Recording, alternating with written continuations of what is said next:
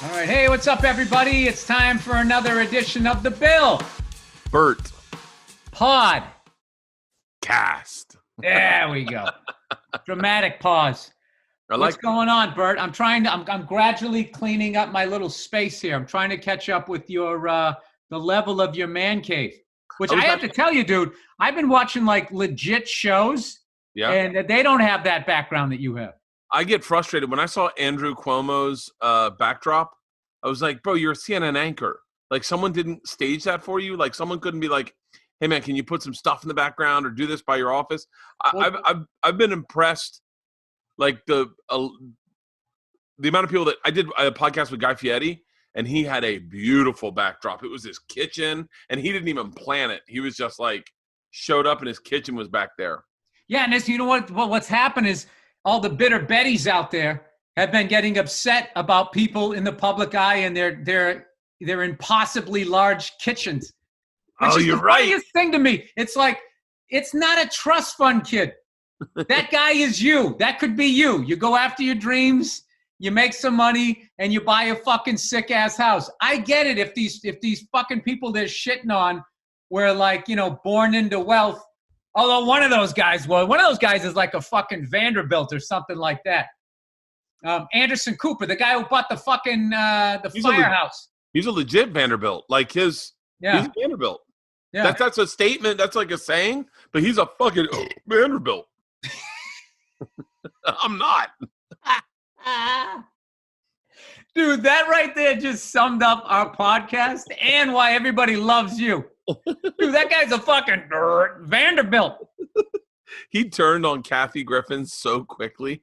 Like, they were like best friends, and he just was like, fuck that bitch. I don't know her, man. She had Trump's head on a stick. I got a fucking mortgage. Look, my mom didn't leave me a ton of money. I gotta. Well, I mean, that was just one of those stunts that you knew when you were doing it that you were going to get all this negative attention. So you're kind of going for that. And then it kind of spins out. You got a tiger by a tail. And then it turns around and bites you. Yeah. And then you learn what you already knew. None of these famous people are your friend. If I put Trump's head on a stick, Bert, you change your cell phone number. I never fucking hear from you again. No. You know. This is my political view. I'm going to change people. Maybe I would. I went radio silent real quick when Ari went fucking full Kobe. I went radio silent real quick. I mean, you know, there's an art to that. It was weird too because I'm not that guy, but then you go like no one. It was such a hard thing to defend. His kid. I don't want to talk about because I don't want to dig that shit back up for him. I love Ari. Yeah. I love Ari too. Yeah. So anyway, what you drinking? Diet Coke, no booze this week. I'm gonna drink Friday though. Dude, I love and respect, and I think borderline envy the new Bert Kreischer. This guy who can dip in and dip out. Dude, anybody can quit booze and not do it and be a miserable cunt around the house. Anybody can do that.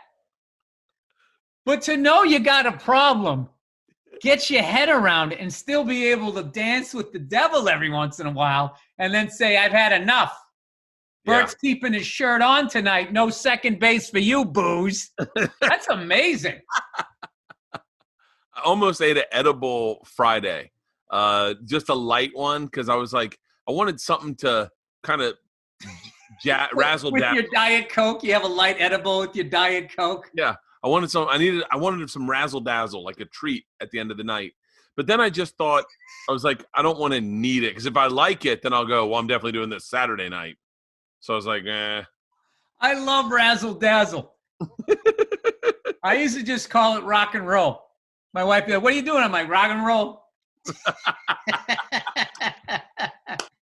My favorite one ever, Joe DeRosa's buddy, who isn't even in the business, he was standing there one night drinking with Joe, and he had a beer and he had his shot.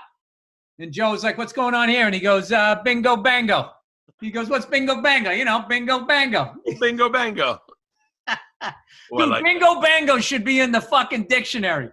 I like that a lot. I'm gonna have to throw a little bingo bango this Friday. I love bingo bango back in the day. My favorite fucking thing, day drinking. You'd come in and I'd start off with like a shot of Jameson and an ice cold Budweiser, a real one. Not the lime one, not the light. I just ice cold in the fucking bottle.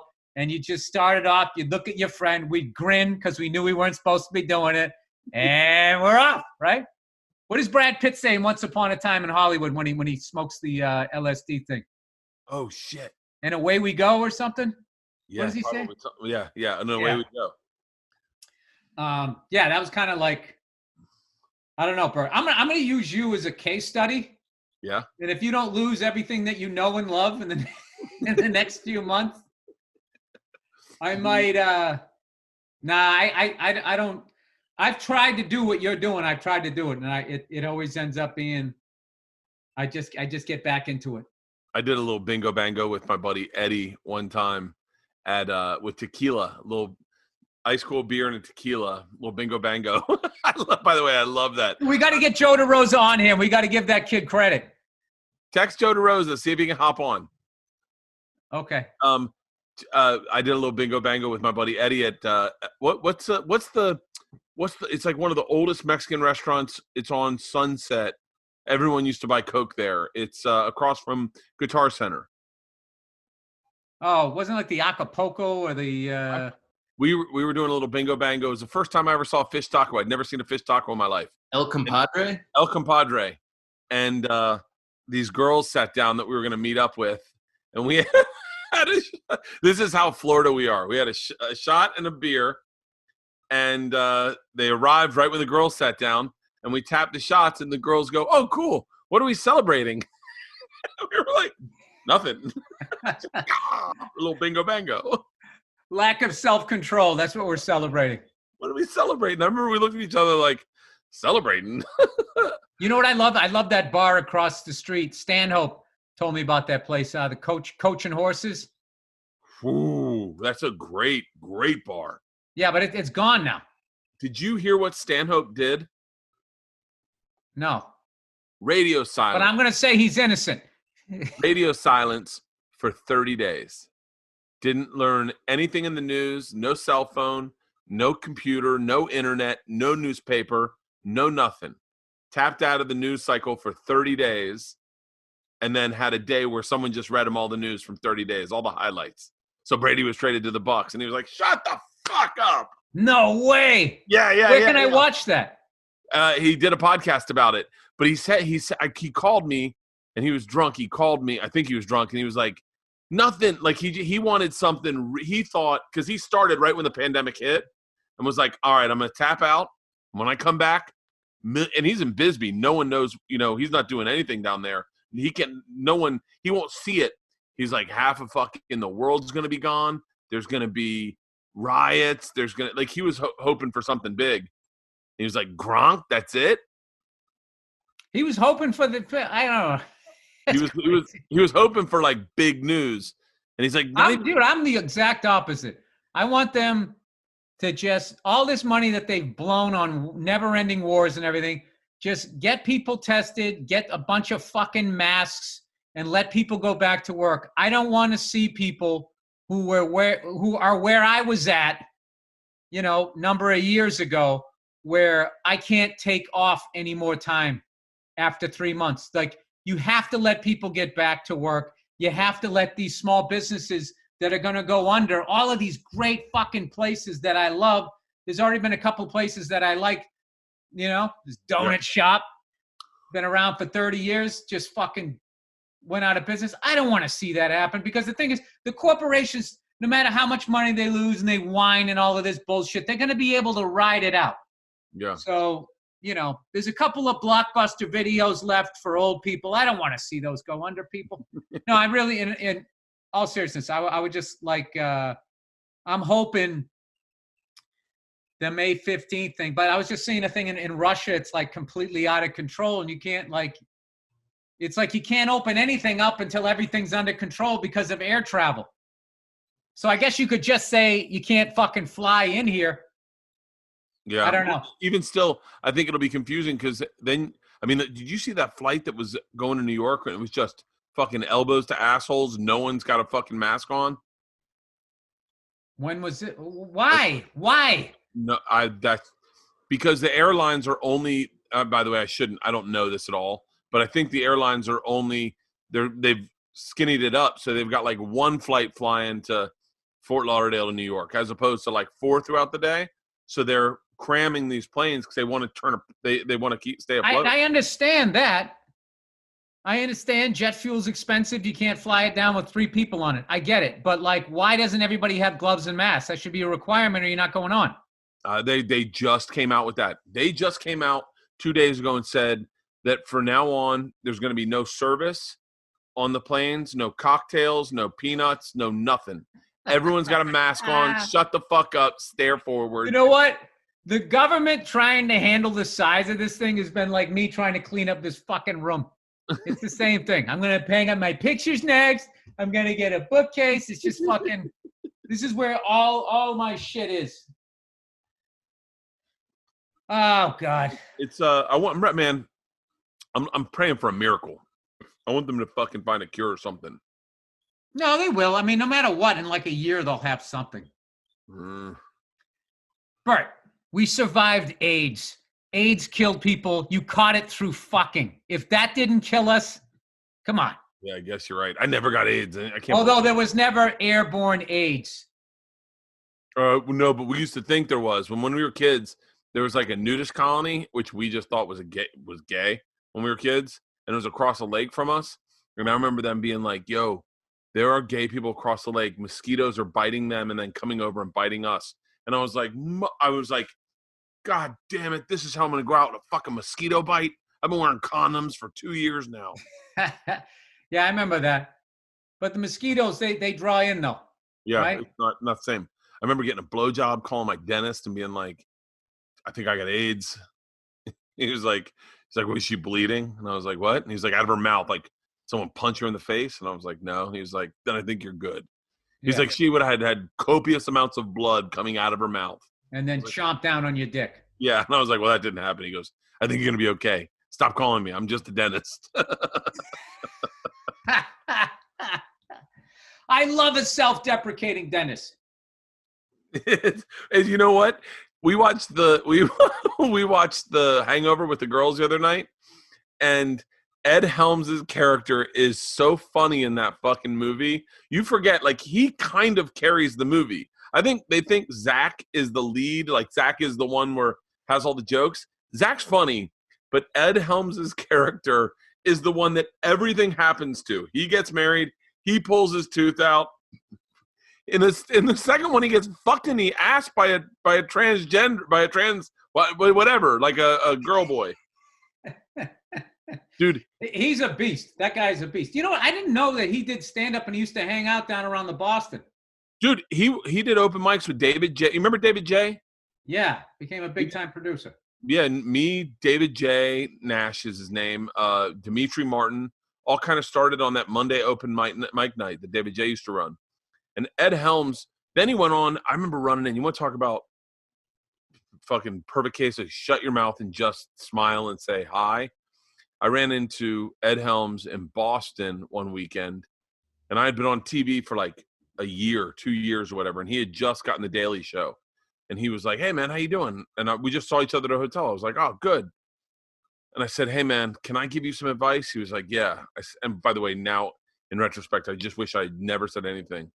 I go, don't lose stand-up. I go, stick with stand-up. Like, always have stand-up. Like, these television shit, the movies, they go away, but you always want to have stand-up to be able to work. And he was like, yeah, I don't know. He was like, things are going pretty good. And I was like, don't lose stand-up.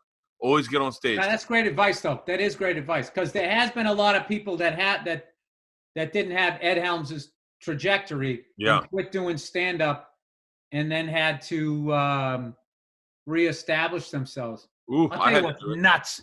One time, I took my daughter to a music class. These people up the street on my block hosted it, and I went there. And there was another dad there around my age. And, I didn't even clock or whatever thing, right? And he comes up to me, he goes, "Hey, you're Bill Burr, right?" I said, "Yeah." He goes, "I don't know if you remember me." And the second he started talking, I saw his eyes, and I remembered a bit he did. He stopped doing stand-up. He's doing great too. But he quit doing stand-up. And I was like, "Wait, there's a party over here. There's a party over there. Where's the party?" He did something about him being at some hip hop party or something like that. And he's like, "I can't believe you fucking remember that." And that was another guy. He quit doing stand-up, but he did great. So I think it like stand-up can be like a thing. Like if you really find that you have like this skill for like writing, producing, creating shows, and if you really don't like it, because I think stand-up is the greatest job ever, but it can also be the worst job ever if you don't like it. If you don't like doing stand-up, that's going to be just vapors coming off of you, and you're just going to ruin people's nights. You're going to be going to LAX and fucking flying into fucking connecting through Dallas and just doing all of that shit that even people who love stand-up fucking hate. Yeah. And then you're going to get to the club with like this fucking attitude. You know what's fucking funny? I know a guy recently was working with some comedian, right? And she was headlining and fucking the Sunday night show. She was going like, "I can't believe my career. All these years in, I'm Sunday nights, this fucking dump and blah, blah, blah, blah." And my buddy goes, "Well, you don't have to be here." Which is the great life lesson, is just sitting there shitting on something that someone would dream. Like, dude, I'm dreaming of being where you're at, of closing this place on a Sunday night, half full. I'll fucking take that. I mean, who doesn't remember those days? But this fucking, the grind of it can really get you. So I think if your gut's saying quit, if you're quitting for the right reason, I don't think it's a bad thing. But I remember back in the day seeing guys when I was out here in the 90s, and their show would go 4 or 5 years and would go off the air, and they got the syndication money, and then nothing else was happening. And then they would go down to the clubs, and it was like a 7-year break. And it's just like music. It's like you quit in 78, then you start in 85. We went from disco to fucking hair metals in the top 10 video countdown. And then you're up there doing like Bee Gees era, doing a Jimmy Carter impression or something. It's amazing how quickly you can age if you don't do it the same way with like music. But the thing about stand-up is if you just keep going down and going down there, you stay like young forever, or at least not young forever. You stay contemporary. Yeah. There's a big word, Bert. Nice. Contemporary, 5 syllables. You feel like we've all been put in a freezer while this COVID's going on, and that stand-up's not moving anywhere right now, and then when we get back on stage, we just pick up where we left off? Do you feel like there will still be that gap? There will be a ridiculous connection between the crowd and the comedians because we've lived the same experience. We're all coming out of this shit. We're all going stir crazy. We're all worried about how long it's going to last. We're all kind of like, in that same thing. There might be a disconnect with Stanhope, going that far into quarantine. I mean, shout out to Doug Stanhope. Like, he took this quarantine thing seriously. A lot of people half-assing it with a mask on top of their head talking to their neighbor. Stanhope wouldn't even get on the phone.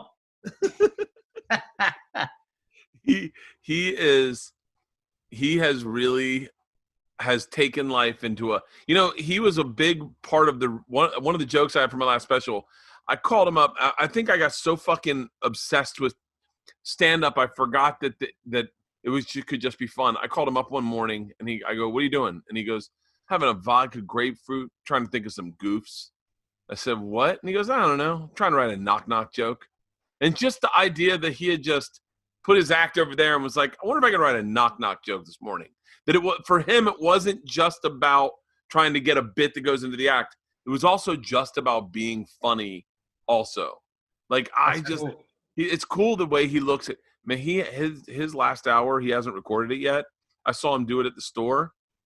He has a fucking bit in there. I love when you see a comic that's got a bit that is like an airplane bit, and you're like, "Oh, you're gonna do an airplane bit," but it takes it to a place where you're like, "Well, that is fucking a great airplane. Like, you know what And I mean? knowing Stanhope, he deliberately picked that topic Yeah. just to lead the comics in the room. Like, oh God, is he falling off with this hacky topic? And then he's amazing. Like what you just said, Doug Stanhope has this bit. He always does. Yeah. He always does.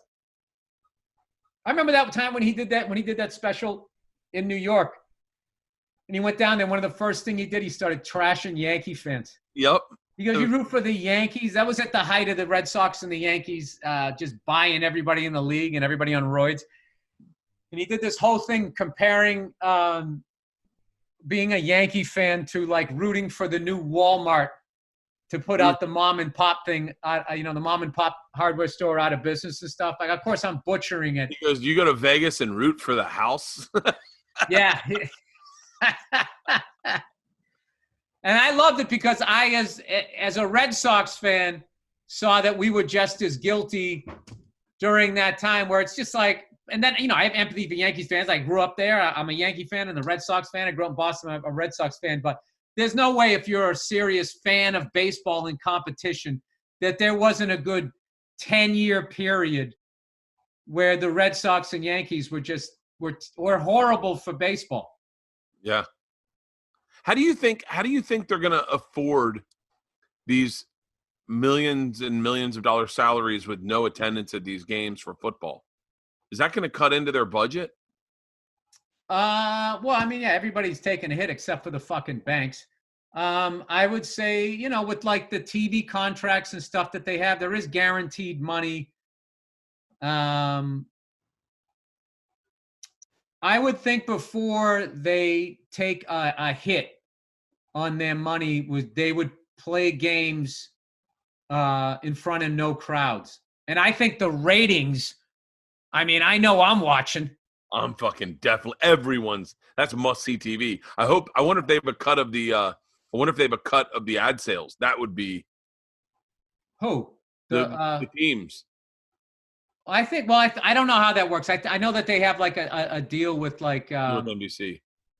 Yeah, whoever the hell they're with. But so I'm really hoping that the UFC thing is going to be successful. Aren't they doing something without a crowd? Yeah, in Jacksonville, I think. Okay, cool. I think. I don't know. I haven't. That's a smart move too, because if they accidentally kill people, it's just people from Jacksonville.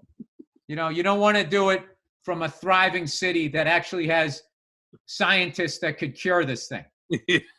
Jacksonville. Yeah, you go to Jacksonville. I actually fucking love Jacksonville. I had the best time when I was there. There's a comedy zone there that's part of a hotel. And it's like one of those fucking, like a Coen brother movie hotel. Like you feel you're in No Country for Old Men. And you're going to see that your fucking lock's going to go flying across the fucking room. Dude, if I was fucking drinking, dude, I would get that's what the fuck I would watch tonight. Oh, I would get a giant fucking ice cube. I would tip the bottle like that. I would fill it up, and I would sit and watch that fucking masterpiece. I love that movie. That's the reason why I bought my old truck, because I wanted to get a classic car. And everybody, all the baby boomers had all the fucking muscle cars. And I grew up driving a truck, so I was like, a little baby pickup. And I always wanted a bigger one. So I was watching that movie in the beginning, when, he comes where all the people are shot. There's a bunch of old trucks, and they're all Fords, and I'm a Ford guy. So that's why I was just like, you know what? I'm going to check that out. A buddy of mine who he built my dad's car and rebuilt the engine on my truck. He showed me this fucking auction, dude. You should have seen this shit. This guy had this giant property. I think he just passed away, dude. They had like a Dodge van from the 60s with like 5 windows on each side. It was white with a baby blue, like thick stripe down the side. I fucking loved it. I showed it to my wife. I go, Nia, what do you think? And she just goes, ew. And I just think vans are scary to women in general. But it's like she goes, what are we, the fucking Partridge Family? I'm like, we got a great time in that. Then he had this guy had a lot of Dodges. He had I think he had a Dodge Crew Cab, the 4-door one from like the early 60s. And then he had a cab over engine COE, a fucking orange which probably had a black interior, like all that weird shit. That's what I'm into. I started off like most people, like in Mustangs and Camaros. Oh, And, wow. Oh, you holding up a picture of it? Andrew, say something so everybody can hear it. I'm holding up a picture of a multi-windowed Dodge. Yeah. I mean, I prefer the Ford. Andrew, talk again so they can see it. Yeah. Oh, there it is. Yeah. All right. I put myself on. So yeah. I don't know if. Yeah. I'll insert. I'll drop one. That's beautiful. Well, you know what's funny? I had a little truck when I had a little Ford Ranger, 4-speed, 4-cylinder, no AC. Did have an AM/FM radio, vinyl seats, the long bed, the whole the thing was, it was the anti-pussy mobile. And when I was thinking about getting a helicopter, which thank God I didn't do that before this fucking thing, they're just so goddamn expensive. The only thing that I could even remotely afford, and I was going to go in with somebody else, was one of those little ones.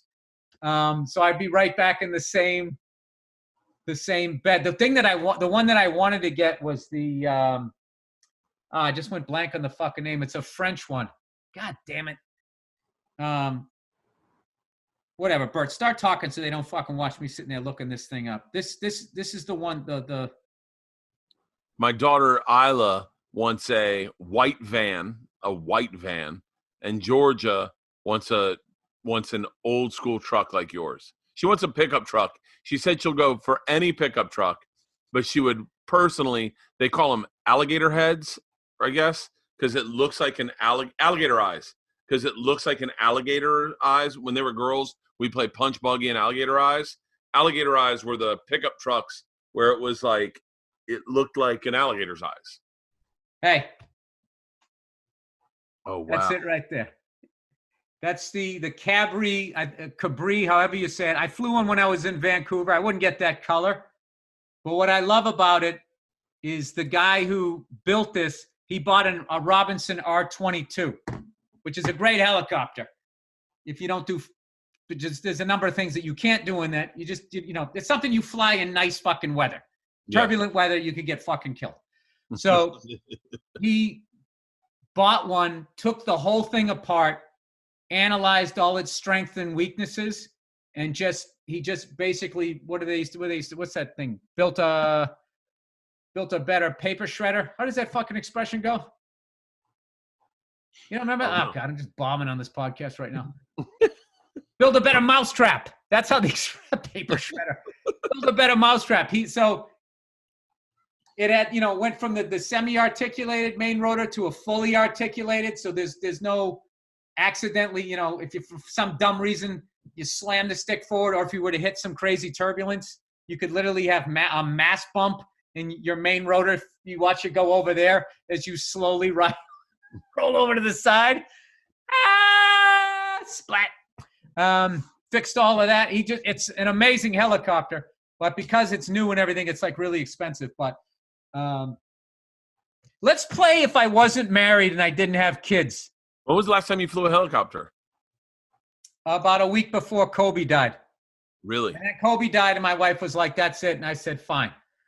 Are you gonna? I was really shook up about it, as were a lot of people. Even people that like had a ton of hours, and I just was looking at it like that guy had, 10,000 fucking hours, was instrument rated, and all of this shit, was flying like a beast of a helicopter, and he died. Yeah. And it was just a very a massive understatement. Was a bummer. So. Do you think you'll ever fly one again? Fuck yeah. You just got to give it after the COVID.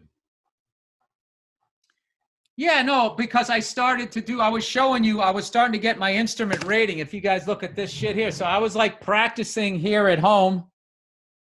I don't know if you can see that. Oh, wow. Is that all the helicopter stuff? Well, no, what sucks is they only make them for like the planes.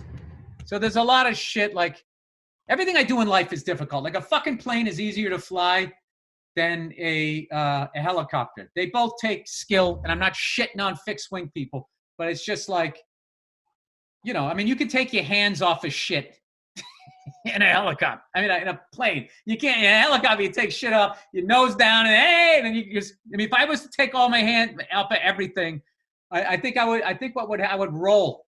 I would nose down, and then I would go into I would invert. Wow. Yeah, you can't do shit like that. So, anyway, so I had to learn all this plane shit about, left rudder when because like when something spins, it wants to turn shit or pull shit. So you have to compensate for the physics of that. So with the prop turning, whichever way it turned, maybe if it was turning to the right, it wants to pull you left. I forget how that works. So I didn't have the pedals, so I'd have to fucking angle it down the highway. And it was all about just getting up into the clouds. And then what you do is you're looking, you have like your 6-pack of gauges. And what you're basically doing is maintaining your speed and your altitude through all different types of turns and all of that. And then there's holding patterns, and there's 3 different entries to that. I was just learning all of that shit. And dude, it was fucking fascinating. Really? And as a private pilot who's never going to fly in shit like that, I was, just taking it serious. I want to be totally overtrained. Yeah. Because what I would do whenever I flew is I have like this app, and I would fly out of Burbank or Whiteman or something, and I would just look at, what the weather was like. If it was too hot, if it was too windy or shit like that, if it gets real hot, the air gets really thin. It starts to become, can I hold a hover? I don't want to be in a situation where if I go to land at an airport that's at a higher altitude, now I have to do like a running landing, like I'm in the fucking Fall Guy. Like come in on my skids. I don't want to do that. And then wait it out till night where it gets cold and the air gets dense again and I can fucking hold a hover. I don't need that shit. Gusts of wind, anything above like, it's not to get 16, 17 knots. I just said, fuck it. I'm not flying. So you can do it that way, or you can look at shit and see that it's dangerous. And then you get there, that get there-itis. It's not going to happen to me. All of these mindsets that they teach you not to fuck with, because nature will laugh at you 10,000 hours in your fucking $8 million helicopter. Yeah. Just be like, whatever. So, but I actually, have a lot of friends who are pilots, and it was really cool. They went out of their way because they knew, the lower hours you have, the more shook up you get when something like that happens. And I had a buddy of mine who was actually flying that day on purpose in the clouds to stay sharp. Because when you get your instrument rating, like, it's not like you have it, you just have it. Like there's requirements. I forget, I knew for the test, I took it in December, I forget already, but every like 3 months, you had like an amount of hours that you had to fly, in instrument weather, or they have like these goggles that, you put duct tape on them so you can only see your gauges in theory or whatever. And you just fly via your instruments. But this guy's like a hardcore pilot that like, he's a musician and he flies himself across the country. And like when he sees days like that scare the shit out of me, he goes up there to stay sharp. And like, that's what I was working towards before all of this shit happened. So, I don't know, man. I have a fucking pilot's license and I have the money to rent helicopters. I mean, it's pretty hard not to do that. It's like so much fucking fun. And like, I can't believe how much I miss it, dude. Like when I look up and just, especially now, cause nobody's flying and the air is so fucking clear on a lot of days out here. Yeah. You're just thinking like, oh my, and it's cool out and it's clear, which never fucking happens out here. So how long are you going to let this rest before you get back up in the air again? Oh, I mean, the second this pandemic is over, I'm going to go back. Oh, you can't fly right now because of the pandemic? No, I think you could. I think you could. I haven't seen a lot. I don't know. I mean, look, dude, I'm like, I only have 250 hours. So, I mean, I don't know shit. So, but I would think that people who live out in the middle of nowhere, and there's also like there's these like aviation communities. You ever seen that? And instead of like having like a street, they have like a runway, and they'll have like this little house with this giant hangar yeah. where like their plane is. And I got to tell you, dude, if you're living like that, like the temptation to do something illegal was really high. I remember one time I took a water taxi when I was in Boston. I was doing a movie, The Heat. And I took my wife on a nice little water taxi because there was a store or something she wanted to go on the other side. We found this really cool. It was so much fun. And I remember just sitting out there and we were going by and they were like pointing out yachts of like the guys who owned like the Red Sox and shit like that as we were out there. And the second I got out there, even just being in Boston Harbor, I felt the lawlessness of it. It was just like, you see like, wow, you could dump a body. Like there's just all kinds of shit you could fucking like this devil just came on my shoulder. I was just saying, man, you get a boat, everything's legit. And just once a year, you bring a kilo of coke up from Miami and that pays all your boating fees for the year. Yeah. And it's just a key. And all you do is you have enough money to pay back the drug dealer. So you don't get yourself in. And if there's ever like a fucking Coast Guard comes up and you're in that deep water, you just have like weights on it and you just kind of lean up. You just kind of lean over the side and just let it go. Did you see Operation Odessa? No. It's a great movie on Netflix. And it's about this guy Tarzan who tries to buy a submarine from the fallen Soviet Russia and then take cocaine from the Cali cartel in South America into Miami in a submarine. And I watched it with Isla, and man, and then I reached out to Tarzan to see if I could get him on the podcast because he had lived in Miami, and we all knew growing up in college. We knew of the name Tarzan because he had a big strip club called Porky's. So everyone that knew of this guy Tarzan. There's so many times in this story I wanted to say bullshit, but go ahead. Well, we reached out to him. I had my guys reach out to him to see if we get him on the podcast, and their response was, "Thank you very much, but he's in prison in Panama." In Panama. Now, here's my question. Yeah. When he was going to take it from California, you can't use the Cali cartel in Colombia.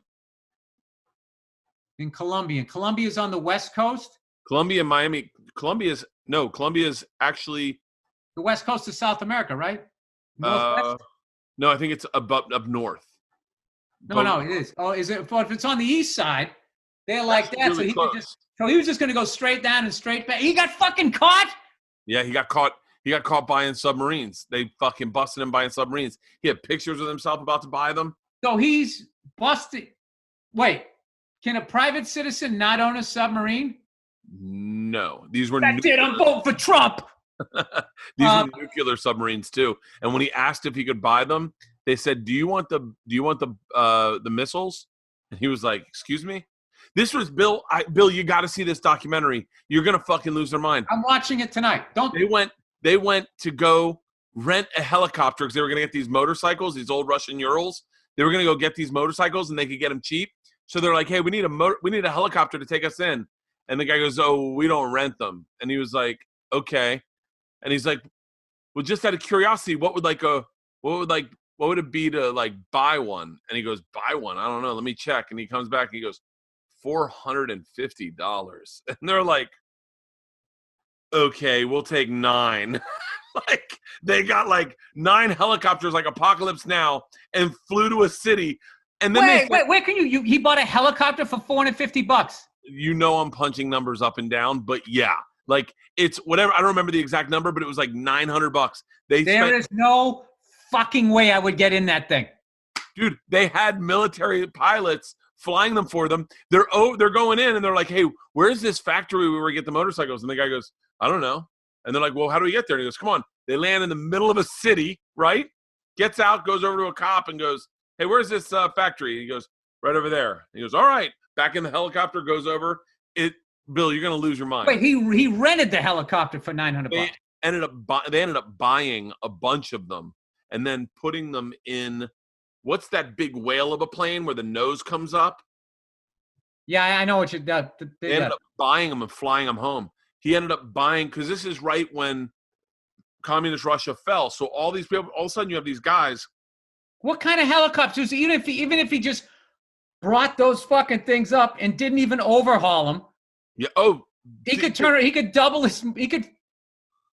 He could sell those things needing an immediate overhaul, he could sell that thing for fucking 100. If it's a nice one, I would think 100 grand. They were selling them.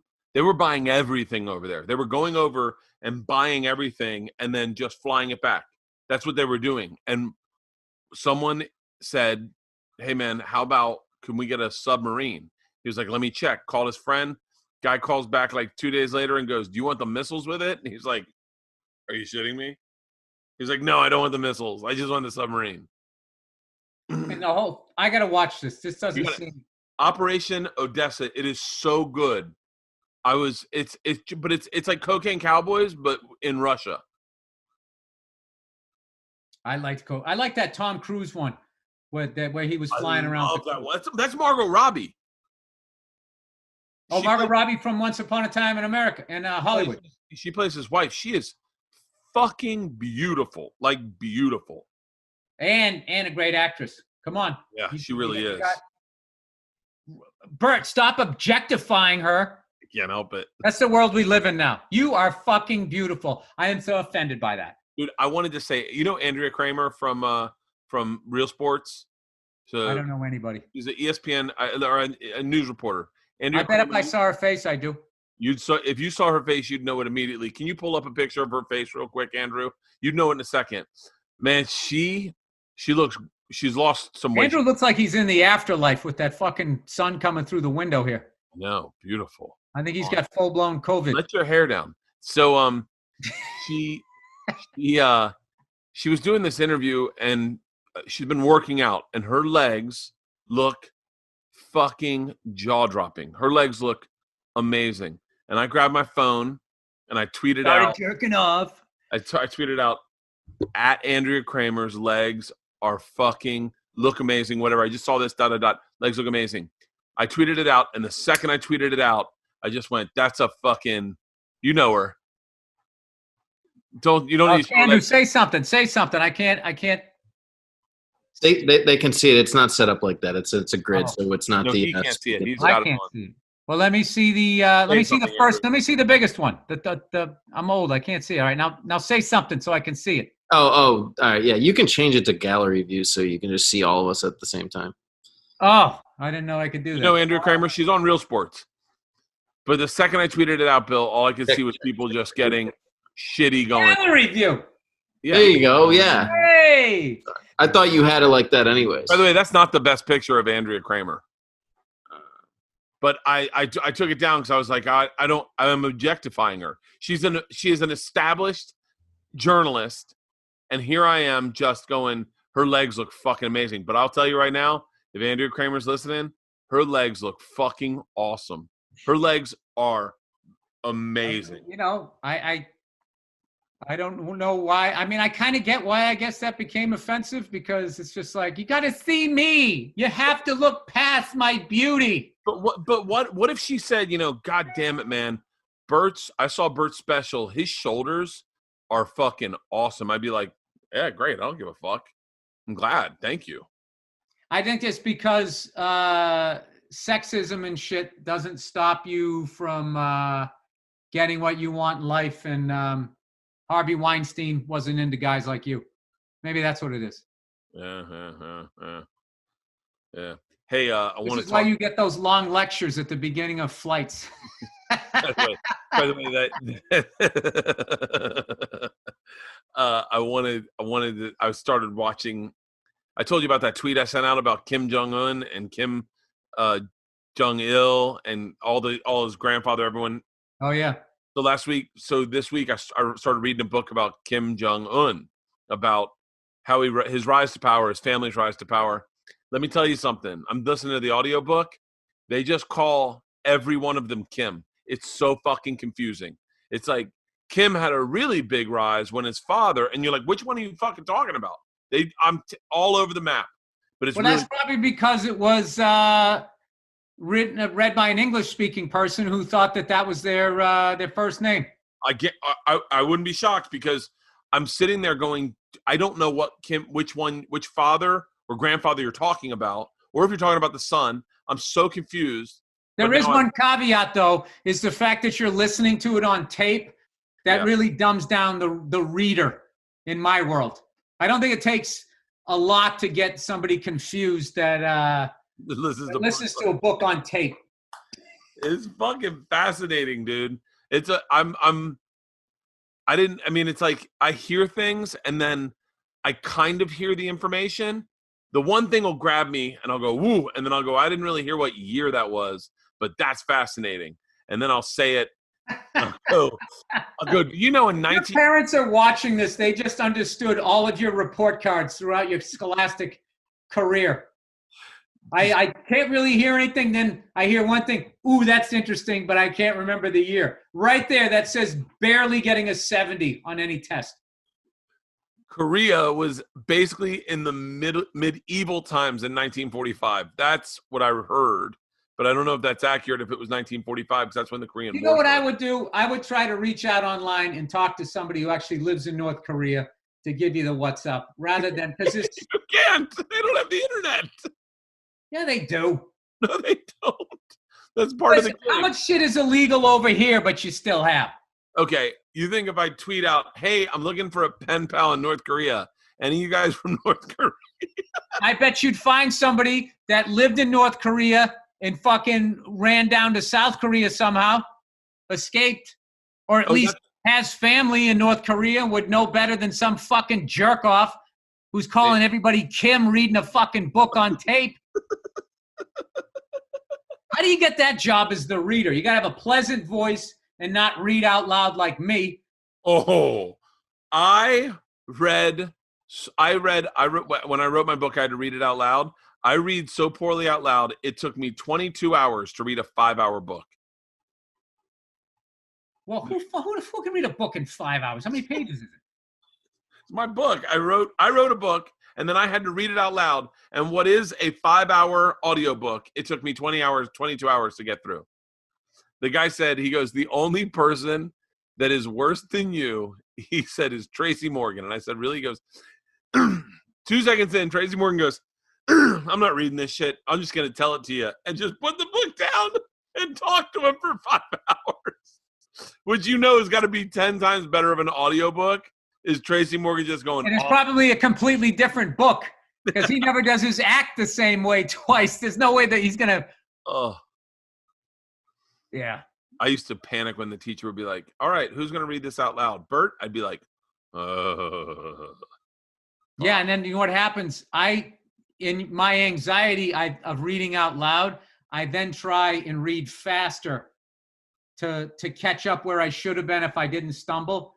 So now it's like it's like I'm playing a video game instead at the first level, I'm playing at level 3 and I suck at level 1.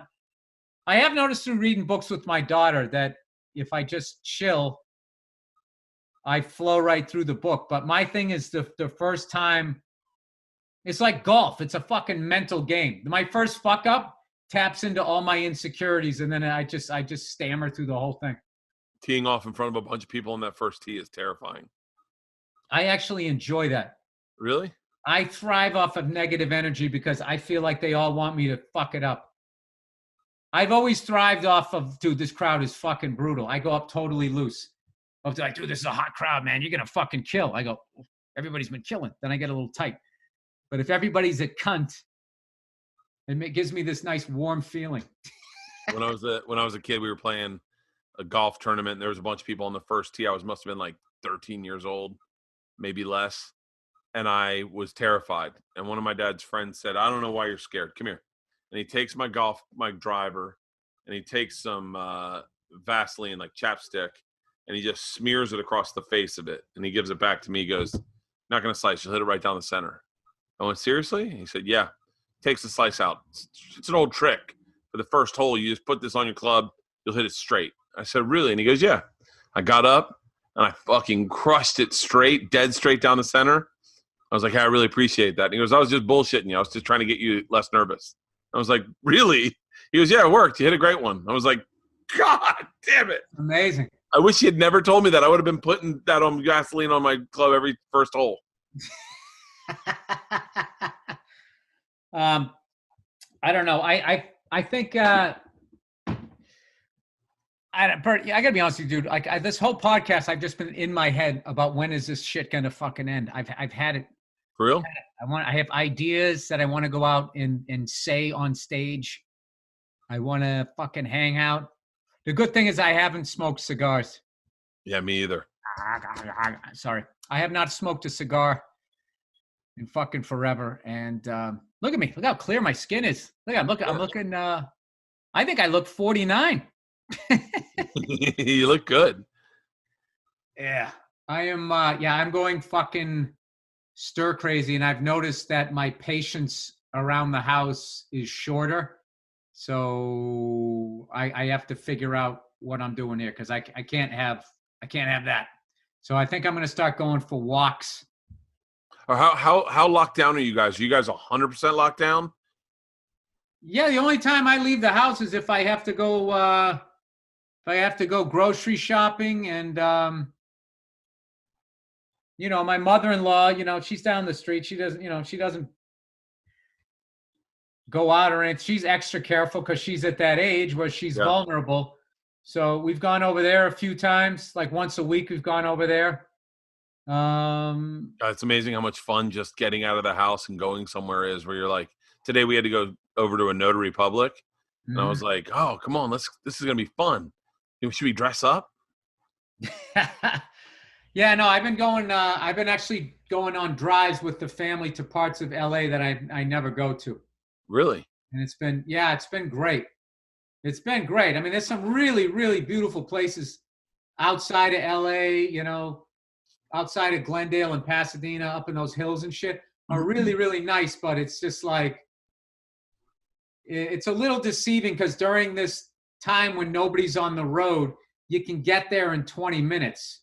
Yeah. And I have to remind myself that, like, when this city is the way it usually is, 20 minutes sometimes I can ride a bike further. So I was looking up motorcycles this morning. Oh yeah, I'm back on that too. I get a dirt bike. I was going to reach out to Glendale, Harley Davidson in Glendale, and just send me over something cheap that would be fun. I don't need the biggest thing. Just send it over. I'll give you cash. I just want something. Like, it would be fun to, like, this morning I was up at 4 a.m. It would have been fun to throw on, have a cup of coffee, throw on a helmet, fucking get on the bike and just take it up around Mulholland, go down to Malibu, come back, be back at 6 a.m. The kids would never even know I was gone. Yeah, I think, a couple buddy of mine that are older and have kids and shit, they ride on Sunday mornings. But you got to watch out on those canyon roads. There's a few of them out there where, like, those lunatic, the young kids, I'm never going to die, they get out there on those Japanese bikes just flying. So they're like missiles coming around the corner. So I've always been like, I've never been a guy that's into speed. I've always just been like, I mean, obviously you can tell if I'm excited about a 10-window Dodge van from the mid-'60s. I'm not really a speed demon, but I like the new Indians, and I always like the Harley. I think it's just called it's not the Road King. It's the one without the bags. That one with white wall tires. Forget about it. Oh yeah. Kim Jong-il used to race cars up in the streets of Penang when he was a kid. Him and his friends. Just a little sidebar. Yeah? Did they used to fix them up? Did they do it themselves? Oh no, I don't think he ever learned anything. I think he just had tons of money. See, the Russians and the Chinese used to send over money for the people, and the Kims used to just take it and allocate it wherever they saw fit.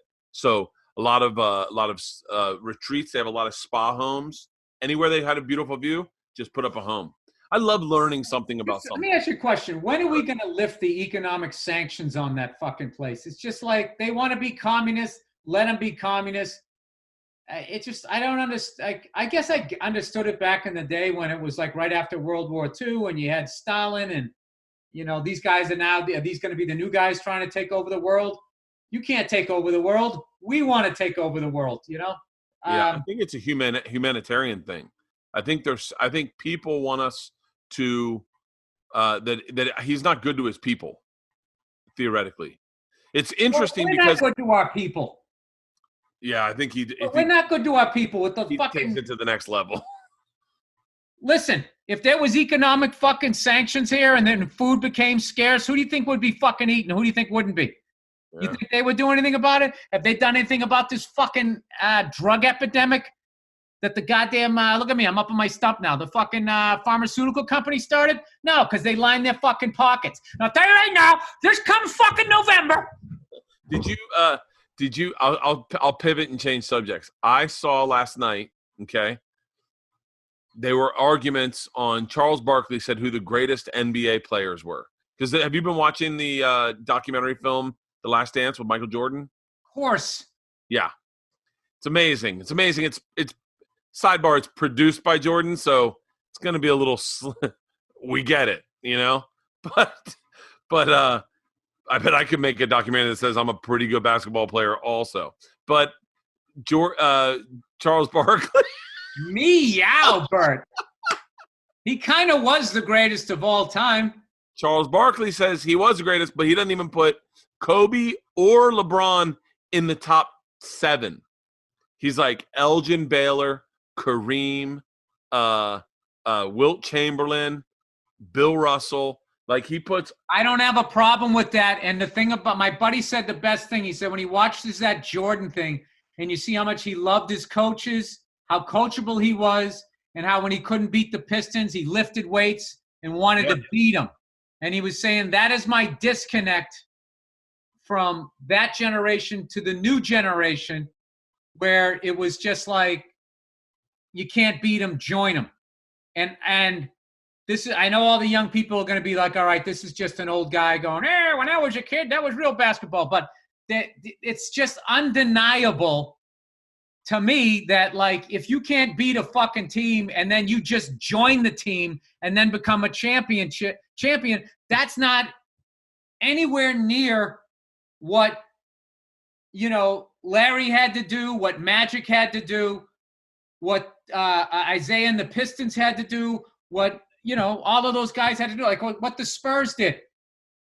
I'm not, look, the game has changed with like free agents and that. What I'm talking about is when these guys all get together, like the Miami Heat thing, where they all got together and sat on a fucking boat. We all go here, blah, blah, blah, blah, blah. And then, they win all these championships. It's just not, it's not the same thing. But it would be, you could argue that when the Lakers and the Celtics, they had I feel like they had all the best players in the league. They had Kareem, they had Magic, they had what you're doing now is you're punishing them for being good at drafting. Those were all draft. Kareem was the only free agent you just named there. Really? He was from the Bucks. Yeah, and everybody, look, I'm not begrudging somebody one free agent. What I'm talking about is KD going 7 games, up 3-1 against Golden State. And they didn't know how to win, and Golden State did. And Golden State showed why they were champions. And then that offseason is the offseason you're looking for Durant to be lifting the weights and, doing the Jordan thing. And then he joins Golden State, which was like that year in the NBA was like I used to joke, it was like a bad Hollywood movie where how it's going to end before it even starts. Like, all right, I'm watching Speed. I know Keanu Reeves and Sandra Bullock aren't going to fucking die. I know they're going to stop this bus. It's just how are they going to do it? Everybody knew. They go, oh, Kevin Durant joined the fucking Warriors. There's no way they're not going to win it. And then they went out and did. It was boring as shit. And I think all of those players that were left off is good, but you don't know how good because Kobe just sat there and it just rained free agents on him. His entire fucking career. The best free agent talent, the best coaching talent, everything just fell in his lap. LeBron, the one with him that is the most impressive is LeBron when he went back to the Cavaliers. And I know they had free agents, but he went out and beat the juggernaut that was the Warriors. Yeah. Like to me, that's his champion. Find him as like that's the closest thing to what it used to be. So, I mean, these guys, like all of those guys that were left off the list, they could have played in any era, but it's undeniable that you had to be tougher back then because people could get way more physical with you and you couldn't just, lose to Magic and then sit on a boat with them next year and be like, hey, is it cool if I get on your guys' boat and then we all win it and then I get a ring? I mean, no one did that. You're right. No one did that. So I think that those players that are left off it's justifiable, and then also they're a little bit of a victim of their time. Because the game was so, I mean, I say this respectfully, the game was so boring back then. Like when Kareem, I watched Kareem's highlight reel, top 10 Kareem Abdul-Jabbar plays, and I'm not shitting on Kareem at all. Like, I think he was amazing, but it's just it's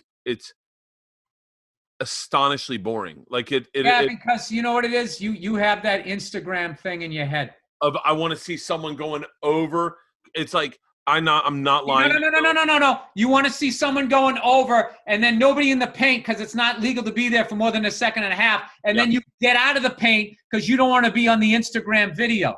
Dude, the number of uncontested dunks in the NBA is ridiculous. If you watch fucking Bill Laimbeer, that fucking serial killer, 6'11" serial killer, you'd go up for a dunk, and he would have his hands like this. Did you see that on the Jordan thing? I did. He puts he goes like palms like this, so it's the bone shit.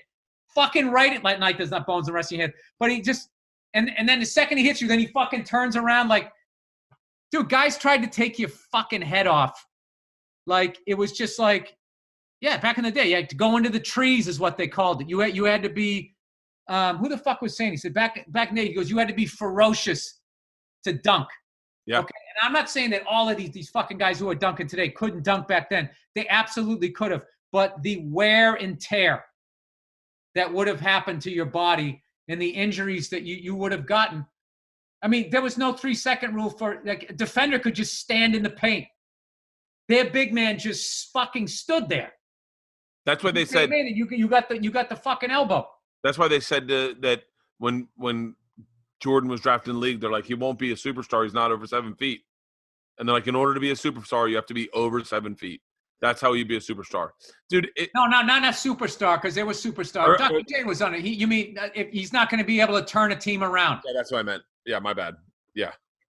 It's interesting because you look at Kareem, who they would argue is a lot of people would say Kareem Abdul-Jabbar was the greatest NBA player ever, just based on stats, right? My buddy says that based on stats he was. And the fact that you say that he's fucking boring to watch, that guy was poetry in motion. Is it, Bill, top 10 Kareem plays? I'm not joking. One of them's a free throw.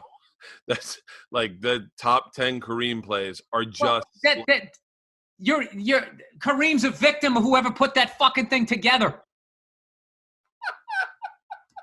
Kareem didn't put that. I bet if Kareem had the final edit, he wouldn't have put a fucking foul shot on his career high. The guy scored 40,000 fucking points, and you show a foul shot, you fucking lazy cunt? Would you go to somebody's YouTube channel? I'm a Celtics fan, and I'm telling you that guy is arguably the greatest fucking player of all time. I was laying in bed at 4 this morning going, a fucking free throw. This is what I don't understand is the sky hook was unguardable. It was amazing. Like, and nobody has added that to their game. Nobody. It was unguardable, and it was just, I mean, it was, you watch it, and he's doing it 3-pointers like that. I don't think he did 3-pointers. Top of the key, maybe. Come on. He was doing fuck this shit. I fuck this whole story. It was late at night. You were doing your little bingo bango, your rock and roll. What do you call it? Razzle dazzle. Little razzle dazzle. Bert, I think you had a little razzle dazzle going on. You're probably watching a fucking rec game live on Zoom. I just found it. You're right. That sky hook was really beautiful, and when you watch it, it looks so effortless. You could not stop it. I mean, you would literally need an 8-foot guy to stop it because he would jump up and then he had his hand like that. And he would just flick the wrist. He had the fucking goggles. Dude, I love Kareem Abdul-Jabbar.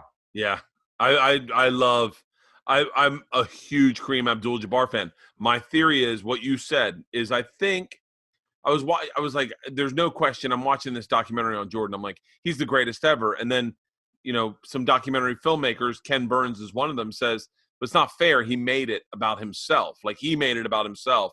That's not a real documentary. A real documentary, we would have gone in and shown you who this guy is. And then what you said is brilliant, because what if Kareem decided, I want to tell everyone I'm the greatest. I'm going to do a film about myself because. So wait a second. So Jordan isn't the greatest because the greatest documentarian, Ken Burns, said his documentary is not a documentary. He wasn't talking about his basketball game. He's just saying this is a bit of a fluff piece. Yeah, that's what he said. And well, did he then talk about the Hillary Clinton one? No, he didn't. No, he didn't. So maybe he's getting into his feelings because way more people give a shit about a fucking fluff piece about Michael Jordan than they do about his fucking 20 hours on the Civil War.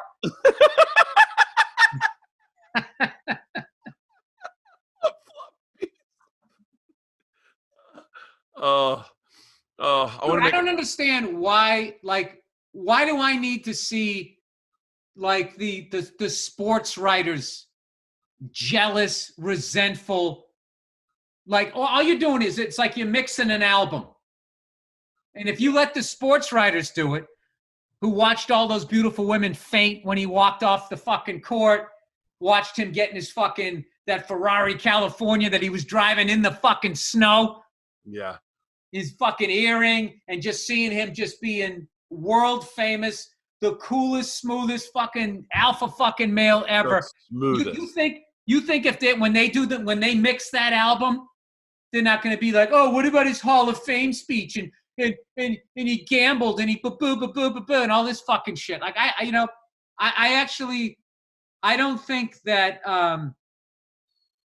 that doing a documentary is then like just showing all this negative shit about people. I think that's like, I used to watch documentaries when I was a kid. I don't remember shit like that. I don't remember them going, Abe Lincoln, he got us through the Civil War, but he could be a bit of a cunt at dinner. Here's his daughter's letter saying how he fucking screamed at her or something like that. And like now I get to understand the man more. I understand that Michael Jordan is a human being, so he is flawed. I don't give a shit. Yeah. I don't need to know that he was messy around the house and whatever. But I mean, I heard that in the next few episodes, so they're going to talk about some of that shit. But yeah. I also understand that he's like, I'm not going to have some fucking nerd with a camera go out and tell the world who I am. Yeah. Because then that literally becomes like drugs that are stepped on. Because now who Michael Jordan becomes is who Michael Jordan is mixed with the guy who makes the documentaries issues. All his childhood, all this guy that makes the documentaries issues, then get filtered into how we now will forever perceive Michael Jordan, is what you're saying? Yeah, I think you're gonna get a purer idea of Michael Jordan with one that only he has final edit on, because now I understand how he sees himself. And through that, you can then look at the other negative shit and then apply that. Okay, looking out his own head, this is what he sees. As opposed to this other guy who never played fucking basketball but knows how to edit and fucking put a story together. Like acting like that's a purer version of who Michael Jordan is, when like don't I want to hear it from the guy who's with Michael Jordan every second of his fucking life? Yeah. Yeah. It's like I started yelling at you in this, like you're making the other documentary. I'm sorry. No, I was so obsessed with the Michael Jordan documentary that I kind of look for people with opposing views going like, it can't be that. Like, it can't be that. Someone's got to hate it, right? And man, I found them. Charles Barkley. I guess him and Charles Barkley didn't get along, maybe. No, they were friends. Were they? Yeah. Charles Barkley calls Jordan the greatest, but doesn't put LeBron and Kobe in there. Well, then he doesn't have an issue with Jordan then, does he? No. That's how you just present it. Well, thank God you're not making a documentary. Ooh, I'd be all over the fucking map. You kidding me? I used to want to do a show about a show about comedians, but instead of instead of doing a documentary, it would be bringing in all the top comics, all my favorite comics that I love, to tell stories about that person. So like you do a tell, right? And then everyone, you go like, today's episode is Dave Attell. And then it would just be stories. I understand we have a little man in the room. Yeah. My favorite Attell story ever is ever is, I was obsessed with him when I started doing stand-up. Me and Eddie Ifft are off the wagon on McDougal. And we sit down at a table and Attell's over at the bar. And Eddie goes, "Oh, Attell's over there." And I was like, I don't really know him. I've never really met him. And he's like, "Oh, he's cool as shit, man. Well, let's go over. We'll get a drink. We'll go over and we'll say hi." I was like, yeah. And we go to get up from our tables, and the bartender comes over with 2 shots of Jameson and puts them down on the table. And he goes, "Guys, these are from Dave Attell." And we went, "Oh, nice." And we go to stand up and grab our shots, and he goes, "Leave him alone." And Attell just goes like this to us, like, "How you doing?" And we went, "Okay," and just had our shot. Wow, that's an old school classy guy move right there. Yeah, leave him alone. Hey, send those 2 new comics that shot at Jameson on me and tell them to leave me alone. Thanks. That's awesome. Do reads? Yeah. Let's do the reads here. Now that we've talked about how we're not good at reading out loud, we're going to do some reads. All right. There's 3. 3 reads. All right. You want me to go first, Bert? Yeah. All right. Fitbit. That's what Fitvine. I'm sorry. Fitvine. All right. Okay, everybody. It's Fitvine. Do you enjoy wine? Oh, who doesn't? But wonder what's actually in it? All the time. I'm nervous. I already fucked up on the first sentence. Do you enjoy wine, but wonder what's actually in it? Yeah. Fitvine wines put all of that out in the open with less than 1 gram of sugar per bottle, fewer sulfites, less tannins. Oh, good. Less tannins. Thank God, right? Fitvine wines are just grapes. Better yet, Fitvine wines are gluten-free, vegan, paleo, and keto-friendly. Oh, shut up. Are they telling me I can drink this and still have abs? I think that's what they're saying, Bill. I think I'm coming back. Tannins. I'm playing for the Wizards. No flavor additives, lower carbs, full flavor. It's got everything we want and all the stuff we don't want, Bill. Yeah, every wine has less than 9 grams of sugar per glass or less than 1 gram per bottle, with some bottles having as little as 0.0 grams of sugar per glass. Gluten-free, vegan-friendly, paleo-friendly, keto-friendly, non-GMO. You can get fucked up and still have a flat stomach, unless you drink 10 bottles, probably. You can find Fitvine, Fitvine wines in most stores. But if you want to find the closest location and not have to deal with people, go to fitvinewine.com and use the store locator. Better yet, at fitvinewine.com, you can get by. See this? You can get by online for delivery straight to your door. Is that actually English? You can get by online? You can get by online. All right. Anyways, whether you like white wine, red wine, rosé, or even Prosecco. What's that? Prosecco is like it's like a champagne, but it's not champagne because it's not from Champagne. It's good. Oh, we got a culture guy here. Fitvine has you covered with less sugary, dietary-friendly, full-bodied wines made for you. Enjoy responsibly. Ooh, that's. I don't think we were selling it responsibly, but go ahead. If you're listening to this podcast right now, I want you to take a second and look down. When was the last time you shaved your junk? It's been a while. Don't lie, right? Manscaped is forever changing the game of grooming with their Perfect Package 3.0 Essential Kit. The Perfect Package 3.0 kit comes with a new and improved Lawnmower 3.0 waterproof, cordless body trimmer, and a ton of other liquid formulations to round out your manscaping routine. And of course, let's not forget about the Crop Preserver, an anti-chafing ball deodorant and moisturizer. You've already put deodorant on your underarms, right? Why wouldn't you put it on your balls? Why wouldn't you put it on your balls? You're putting it on your... Think of all the expressions. I got my balls in a sling. Yeah. My balls were in my throat. There's a lot of things happen to your balls over the course of the day. You can give them a little, tender loving care here. Yeah. And then when you close the deal, you can go, that's because I have my Crop Preserver. My balls have been moisturized and deodorized all day long. My balls were chilling in that meeting. When you purchase the new Perfect Package 3.0 kit at manscaped.com, you'll get the biggest bang for your buck. Subscribers get a new replacement blade refill to your subscribers get a new replacement Come on, Bert, hang in there. Subscribers get a new replacement blade refill for your lawnmower trimmer delivered to your door every 3 months, making sure your trimmer always stays fresh and clean. For a limited time right now, subscribers get not one, but 2 free gifts. The Shed travel bag, valued at $39, and the patent high-performance anti-chafing Manscaped boxer briefs.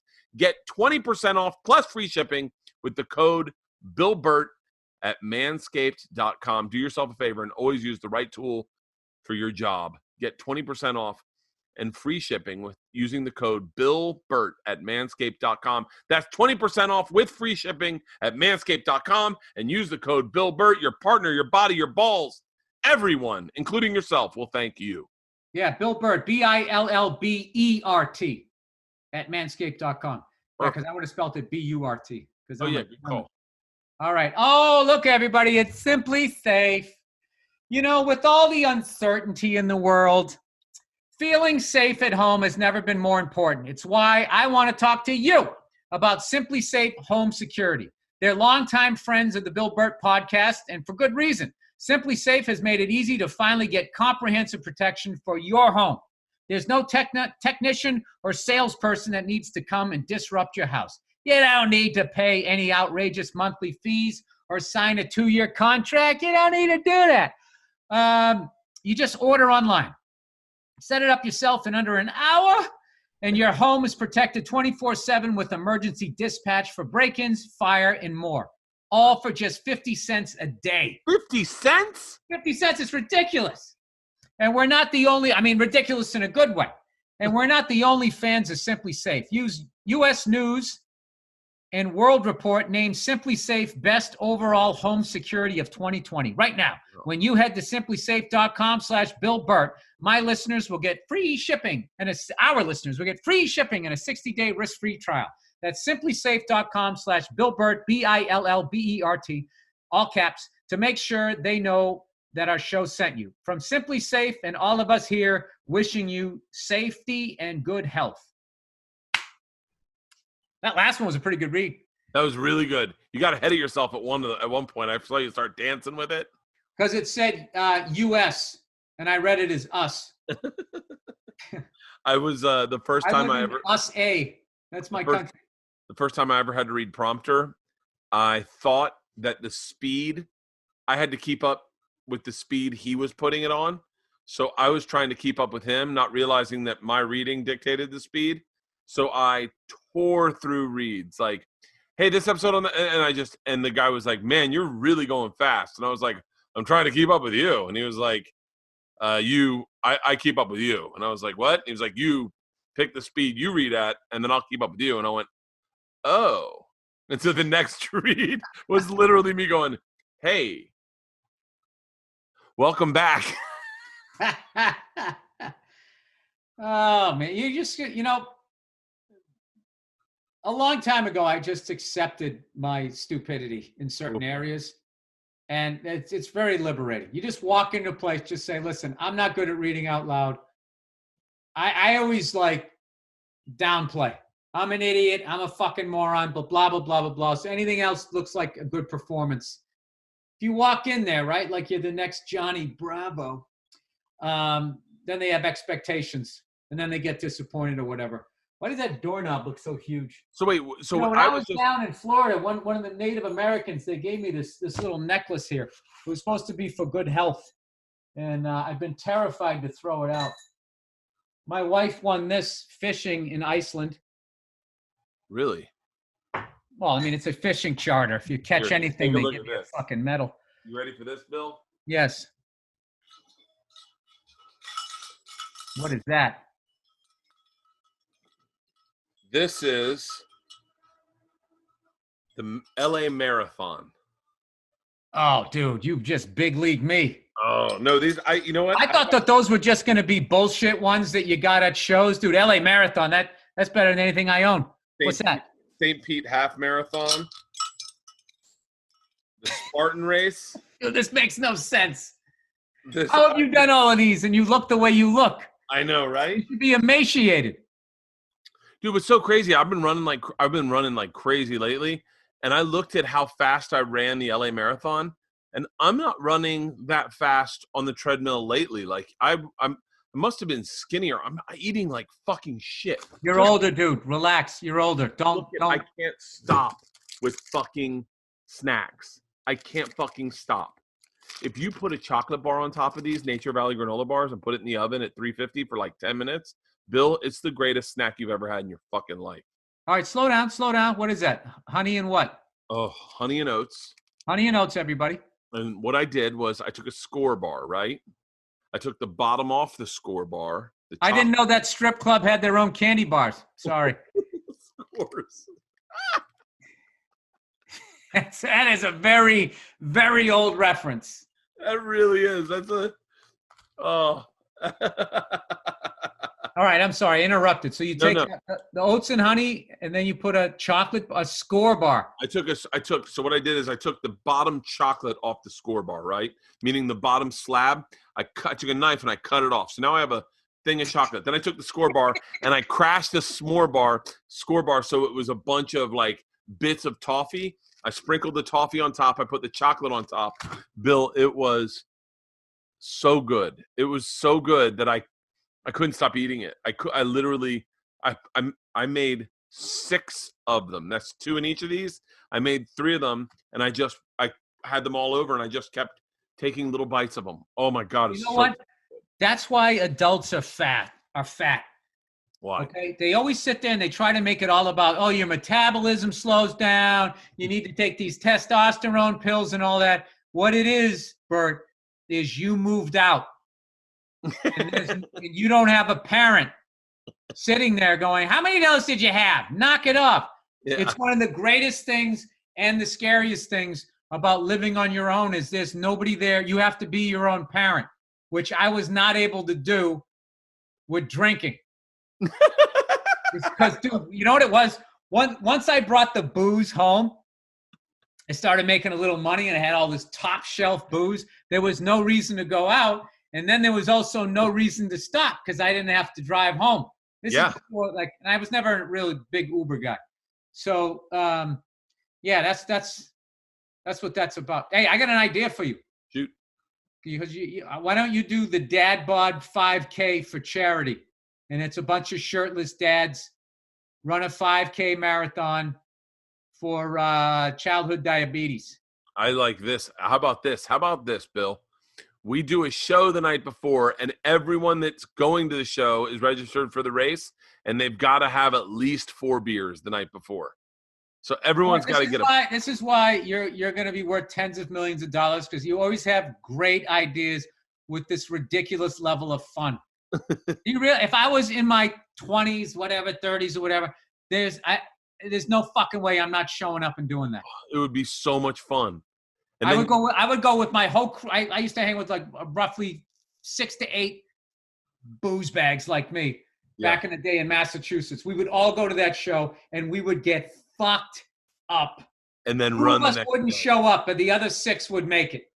Dude, it would be great. It would be fucking awesome. All right, now you get well, you can't say The Hangover because that's the movie. I was gonna say The Hangover Hike or something. It's got to be some alliteration there. It's got to be something. Was that a fucking bird? Did anybody else hear that? Is that a fucking Have you been hearing birds at night more than like say like around midnight? Do you hear birds outside more than normal? They're reclaiming territory, not necessarily birds, but like there's definitely been some coyotes and shit. Yeah. Down and like I've told my wife, but they don't listen to you. I'm just a dumb guy, right? I tell her, I go, when you go outside, Mama Bear is never away from the cub. All right, there's coyotes. There's a couple of mountain lions out here. There's hawks and shit. Like, I don't want to be that guy. Dude, coyotes just look evil, man.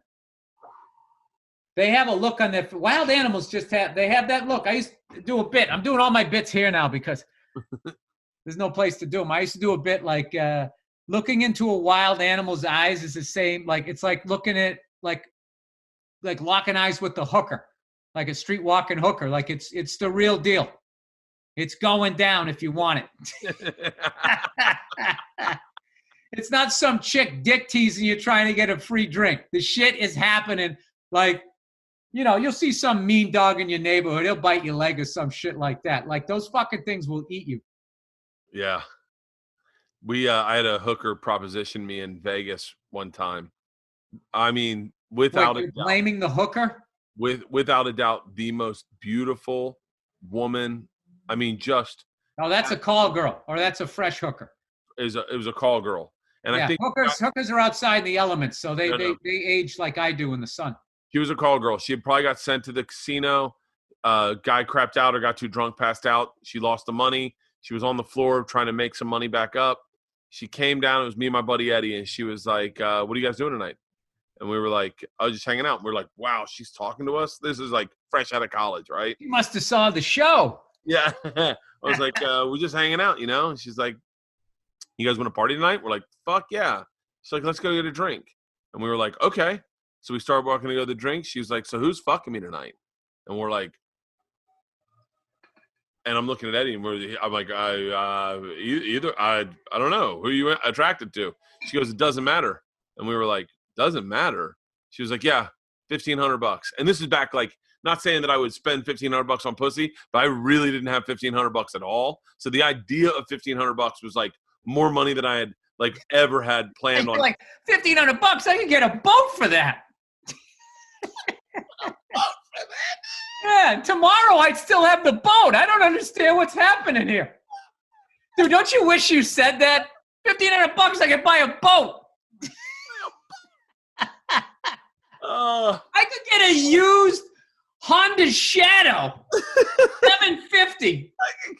It burns oil, but I mean, I can fucking it with the helmet. I could get that for under $1,000. Oh, did you ever hear Jim Norton's joke? He had a call girl come to his house, and she goes, $5,000, and he goes, $5,000. Do I get to keep your head?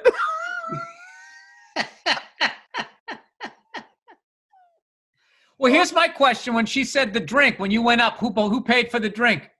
Oh, we stopped in between slot machines, and we were like, wait, excuse me?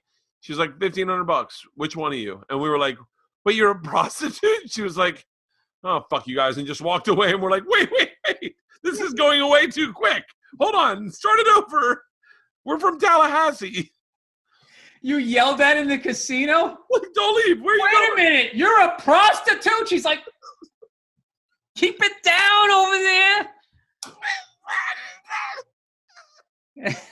Well, wait a minute. Cocaine is illegal. Couple of rubes. Oh. Go to a casino in Vegas. Oh, my God. Oh, that same trip, we went to the strip club, and we were with, I forget the guy we were with, and he comes down with OGs, Olympic Gardens, and so the guy sits down to the thing, and he looks at my buddy Eddie, and he goes, I think that chick's into me. And we were like, really? And he was like, yeah, she let me lick her nipples. And he goes, if she let you lick her nipples, she's probably let everyone lick her nipples. He looks at his watch. He goes, it's 3 a.m. How many people do you think licked her nipples before you? And the guy's like, it's so fucking gross. Oh. I like, too, that she let him do that, and then he goes, I think she's into me. Like, how low self-esteem does he have? Oh. I think you're kind of in there. If you're licking the nipples, I think you're kind of, I'd say that there's definitely an attraction there. Ooh, that guy Eddie used to make me laugh so hard, only because, like, you ever have one of those kids that you grew up with, that you knew your whole, like, growing up through college or high school, and you were raised on the same kind of values, so certain things that you'd meet a new person, and they'd bring in their values, and then they'd leave, and you guys would commiserate and go, ooh, that guy, like, I remember a guy told us a story, and we were at a party, and he was like, yeah. And then the next morning, he was like, it was great, man. I met this chick in the back, and then she took me out in the back, and I just fucked her up against a trash can. It was awesome. It was like I just pulled my pants down, and I just started railing her, and he left, and Eddie just right when my brain was right there, Eddie looked at me, and he goes, not once did he say put on a condom. And I was like, that's what I was thinking. But who would say that? I don't know, but 2 kids from Tallahassee. And I took out a condom. Yeah. Undid it. Was able to maintain my erection despite the temperature outside. Oh, what a buzz. All right. Well, I think we're up against it here, man. Another quick 90 minutes. That was right? a good Andrew, one. Am I crazy? Andrew. Yes? He's muted Yeah, himself. it's 90. Yeah. Okay, cool. All Nice, right. man. What do you got planned? You going to go wake the baby up? She doesn't get up till like 4. So I was actually going to go on a little hike and try to get some of this fucking energy off of me. So I'm a little easier. You know, that's my big thing, man. I know I'm a lot. My wife, I just heard the horn beat for my car. My wife just pulled up to the front yard. Well, there you go. Look at Yeah, that. perfect. This worked out perfect, Bill. Let me ask you, is it easier when the kids are older? No. Oh, dude, let's get into that the next podcast. You just would Next drop podcast. 3 octaves. Yeah. Oh, yeah. Oh, yeah. I know, because then you don't know who they're hanging out with or what the fuck they're doing. Today I said, I wish they invented a drug test P-slip where you could just put it in the toilet and it would be like, there's enough remnants. She's been smoking something. Oh, boy. I don't think either of my kids have tried marijuana, but I would like to know. Like I'm just curious enough where I go, you know, she goes on these bike rides every night because she wants to like clear her head. So I let her go on these bike rides, and I was like, when I was in fucking 10th grade, I would have gone on a bike ride, gotten high, come home, and like, all right, I'm gonna go listen to music. I love you guys. So it's like she's guilty of crimes I would have committed. Yeah, but the upside is despite the fact that you did that, you still got to where you're at. So I'm trying to spin it positively. Perfect. We'll talk about that next I'll say to, someday I'll say to my daughter, I'm not going to lie. I'm not going to lie to her about the dumb shit that I did, but I'm also. At what age are you going to tell her the truth is the question. When she asked me. 10 years old. You ever smoke pot, Dad? Yeah. Stupid. I wish I didn't. I wish I never fucking drank the way I did. I did damage for 14 years to my body I wish I could have back. And when you do it, it never comes back. And you only get, it's like, I'll just tell it. I'll tell it about, all the friends that I had that died and OD'd and all of this shit. It's like, it's not a fucking game. And it's just something when you're young, it's just like a dumb thing that you do. And I was not an addictive personality, but I got myself to a point where I opened Pandora's box to a point where I lost the ability to just sort of have a beer. I think I could do it. I don't know. But the thing is you just immediately go and you pick up where you left off. Because if you listen to me talking about drinking, I'm not talking about like, oh man, it's a hot day. I would love to have a nice ice cold fucking Sam or a Guinness. I'm not saying that. I'm saying like, dude, fucking day drinking and a shot. I am ready to fucking. Bingo, bango. Yeah. No, I realize that I am a binger. I'm a rager. Like, whatever I fucking do, I fucking get into it. And then I, like, this helicopter shit, I was like, dude, I'm going to take this all the way to being an instructor. I'll learn how to fucking teach somebody. Like, well, I have to watch out for that because that is why I was like, I did well with, like, comedy and show business. But then if I take that same business model and apply it to boozing, things go off the rails. So. All right. Well, enjoy your hike. I know. That doesn't sound exciting at all. All right. All right, Bert. Andrew, thank you guys. And thank you to everybody living. And let's keep our fingers crossed for May 15th that somehow this is all going to magically go away. Fingers crossed. Yeah. All right, brother. I'll talk to you later. Okay, this has been another edition of the Bill Bert Pod Cast. I don't like that you do the delay because then it leaves the camera on me like. All right, go fuck yourselves. I'll see you later. Thanks, guys. See you guys.